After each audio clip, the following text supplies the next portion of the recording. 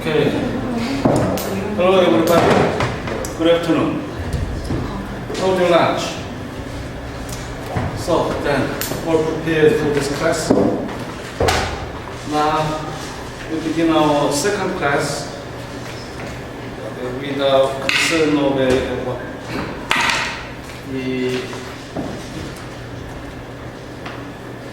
actually the title in Korean would be what known as Anglo-Saxon legal system. So the scope could be wider, as I said previously. So we'll take a small piece of that large sea of laws. For example, what's the idea in your mind about this class? In the first place, you see, for example, imagine kind of a civil law traditions, common law traditions, what a legal family is, Soviet legal tradition, for example, and now very contentious and what actually some carnage from global criticism, like as in Muslim state, pan-Islamism. How do you see that development in that locality? It's actually geopolitically very sensitive area, as you know. Now, some of inhumane scene has on the edge, actually quite striking, you see, and also very disappointing in some cases. So actually, how to sanction that anti-humanitarian kind of a evil extremes, you see. The concept of human rights actually is very universal, as you see in the Universal Declaration of United Nations, and we have strong adherence about the value as we so the reaction will be expected as through media source or any coalition, as we experienced in the past Gulf Wars. British American force will actually organized in according to sources, I suppose, and the characteristic is quite actually contingent, as you see, but historically also be on a strong framework. How do you see that campaign is actually will not be considered favorable oftentimes, and also global public will, how do you suppose? We actually need to condemn normal sensibility. The European history and also kind of imperialism and the religious piety, as you see, what actually very difficult, and as it to what actually realize the kind of this phenomenon which is Muslims takes and history of imperialist group and the area of carnage you see to derive any most plausible solution for many parties. You see the concept of human rights and the many sacred principles upheld through the international practice of international laws has to be captured and effective through the consequence, the end of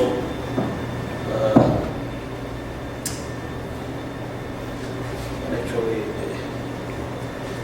is it routine?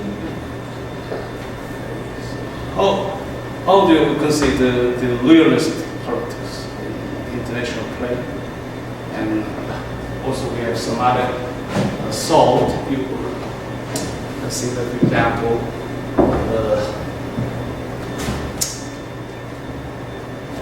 pacifist view. Then, without any might or realistic influence, how do you ensure peace in that region?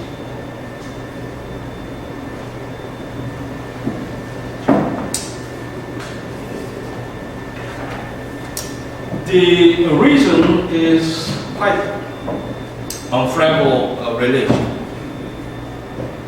and in some aspect, we may well say they have a religious constitution, a theocracy, kind of a metaphor could well be used to describe their practice of politics. So very absolute in many senses. So the kind of relativism or in any value of freedom, liberty could well be disparaging in many cases. How do you see as advantage or disadvantage in many cases? How do you consider the modern framework of the United Nations as in international police? And also there is some lacking, you will see, which is fairly understressed in some sense. The United Nations is actually a very weak organization. So one veto from permanent member of UN Security Council would well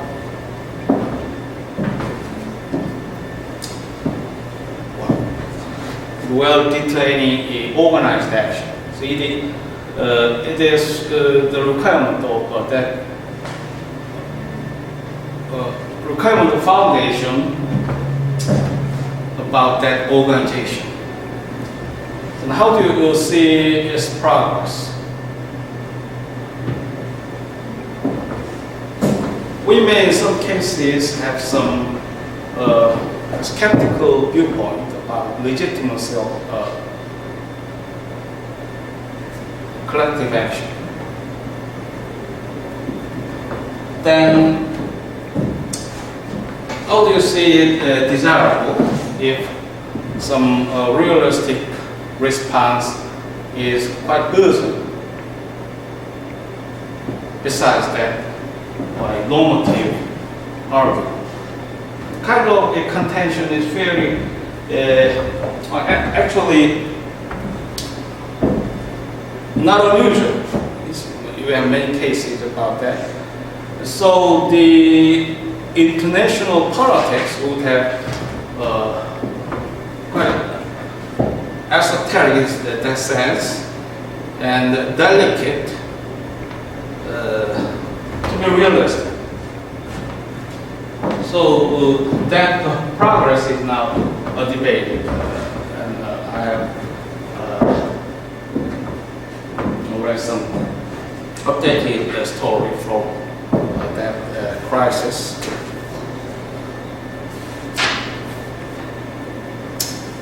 So we now consider the global perspective of the legal system, and we have one part from that, the reading and understanding of Anglo-Saxonian legal system. As I've said, class coverage will not be exhaustive since we have a fortunately short period of time to be spent on this subject. And actually, the epistemology now presented to you would very extensive, as I said. So you will see some landmark cases in some case, and also some great written work from eminent legal scholars, and that could enrich your apprehension about the attribute and characteristic and historical implication of this legal system. So for example, I may introduce you some important remark from Thomas Hobbes. Who is Thomas Hobbes? He is one of contractarian theorists, as you know, along with Jean-Jacques Rousseau, John Locke. He laid actually the ground of thought for the development of modern democracy. And his idea about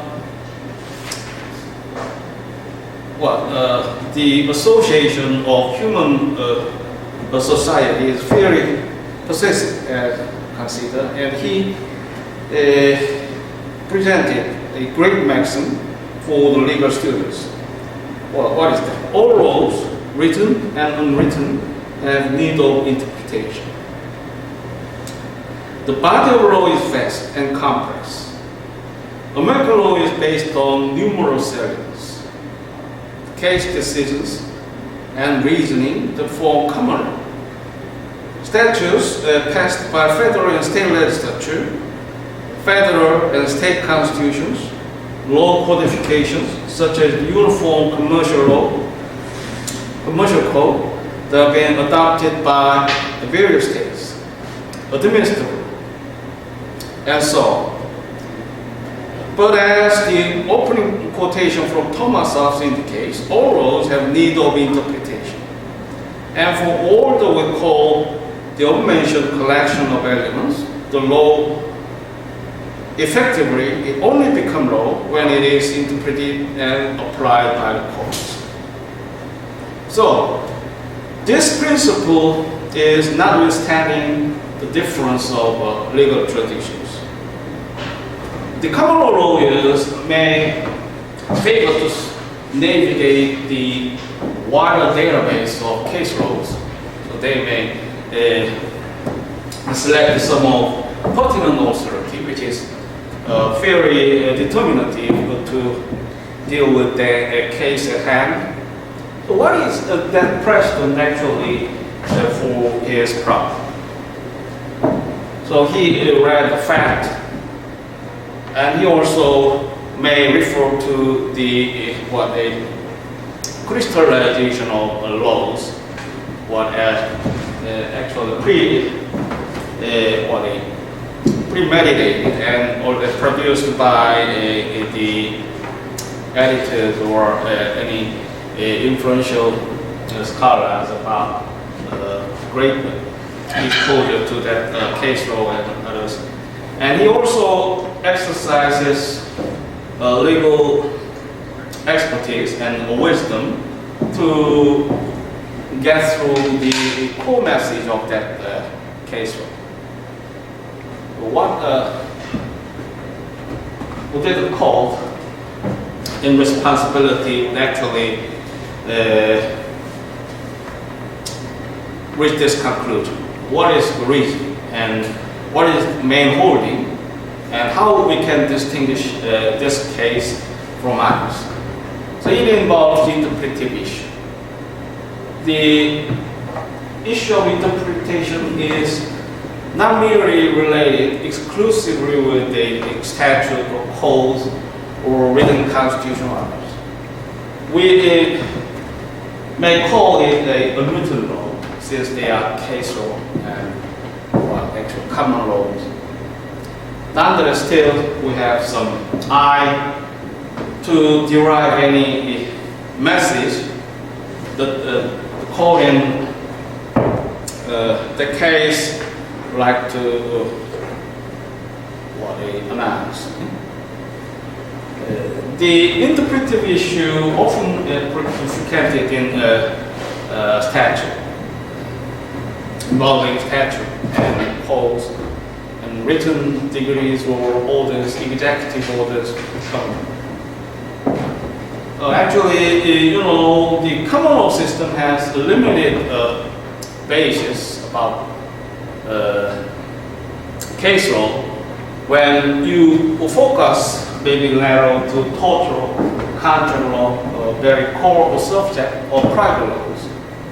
So the flavor of common law or case law system would be more in order, consider in that area of law. In the province of public law, you will be surprised if you see the many columns of a bookshelf filled by a public statute. So public law in common law countries is very similar in volume and extent with their counterpart in civil law countries.